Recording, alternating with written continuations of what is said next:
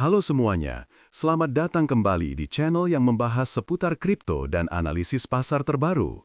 Di video hari ini, tepat pada tanggal 22 November 2025, kita akan mengupas kondisi pasar kripto yang sedang mengalami tekanan luar biasa. Dan pastinya, kalian sudah bisa menebak, suasana pasar penuh kecemasan, bahkan bisa dibilang sudah ekstrim. Apakah ini saat yang tepat untuk mulai waspada, atau justru menjadi peluang menarik untuk investor jangka panjang? Yuk kita bahas bersama semua data penting hari ini, dari Fear and Greed Index, indikator siklus, hingga strategi trading paling update untuk Bitcoin, Ethereum, Binance Coin, Solana, XRP, hingga Dogecoin.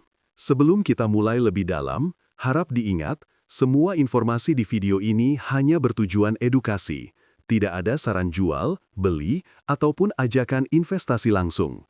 Keputusan keuangan adalah tanggung jawab masing-masing. Gunakan informasi ini dengan bijak dan jangan lupa, lakukan riset tambahan sesuai profil resiko kalian sendiri.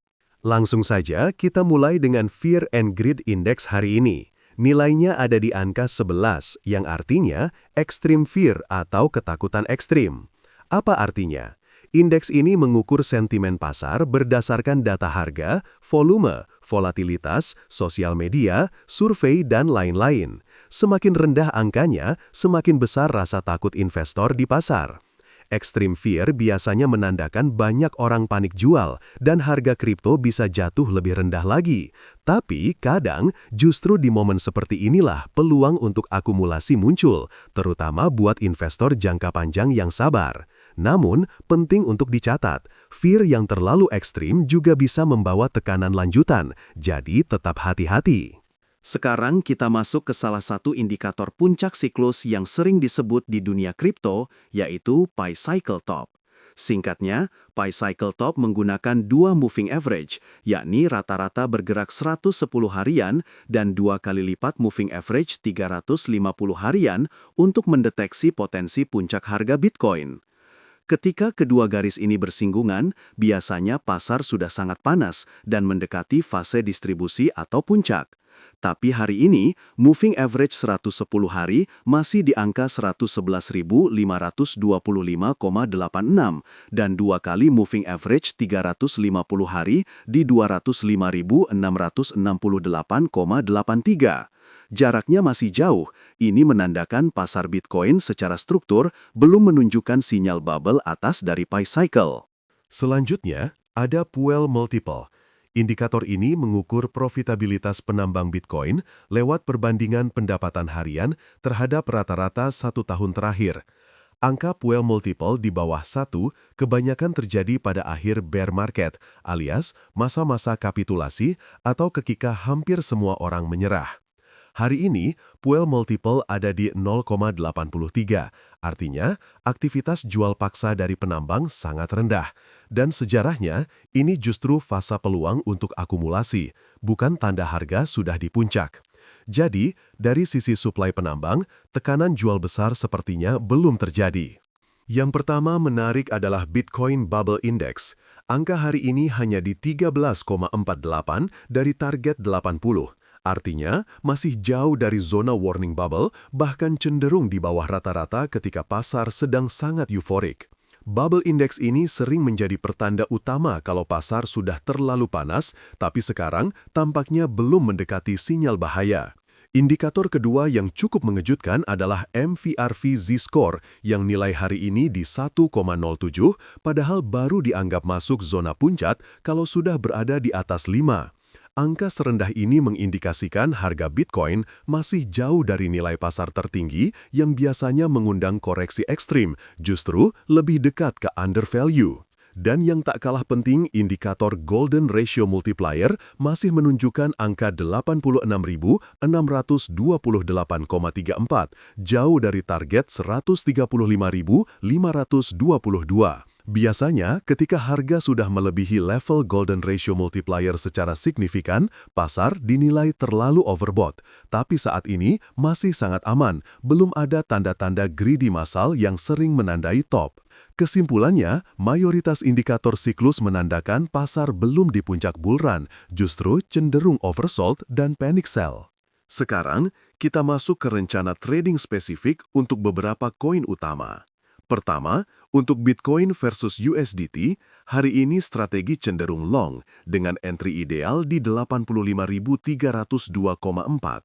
Stop loss dipasang di bawah zona swing low penting, yakni di 83.900. Potensi take profit bertahap di 89.653,9, lalu lanjut ke 94.073,1 sampai ke 98.250. Kenapa long? Karena harga terkini sudah deep oversold di lower Bollinger Band time frame 4 jam. RSI 7 cuma di 7,7, sinyal tekanan jual mulai menipis, dan beberapa candle sudah mulai membentuk potensi reversal. Namun, perhatian tetap ke ATR dan resistance-resistance tadi, serta disiplin stop loss. Untuk Ethereum versus USDT juga setup long, dengan entry ideal di 2.776,75, stop loss di 2.620, take profit pertama di 2.900, TP kedua di 3.050, dan target lebih tinggi di 3.230. Ethereum berada di zona lower Bollinger Band time frame 4 jam, RSI 7 sangat rendah. Candlestick terakhir menunjukkan tekanan jual mulai berkurang dan ada potensi mean reversion ke atas. Lanjut ke BNB versus USDT. Strategi hari ini juga long. Entry di 839,62 dengan stop loss di 800,5. Take profit bertahap di 865,78, 914,01, dan 935,55. Setup ini berdasarkan posisi harga di lower Bollinger Band, RSI oversold, munculnya candle bullish hammer, dan harga memantul dari zona support kuat di 830. XRP USDT juga masih di mode long, entry di 0,1406, stop loss di 0,1335, take profit di 0,149, lalu ke 0,155, dan hingga 0,1611. Analisis didasarkan pada harga yang menahan daily lower Bollinger Band, didukung RSI oversold dan candle hammer, serta potensi mean reversion ke area resistance berikutnya. Untuk Solana atau SOL versus USDT, strategi serupa, yaitu long dengan entry di 128,92, stop loss di 122,09, serta take profit di 135,6, 140 hingga 147,88. Harga sedang berada di zona support bawah Bollinger dan mulai menunjukkan tanda reversal dari oversold, jadi kemungkinan pantulan teknikal cukup besar.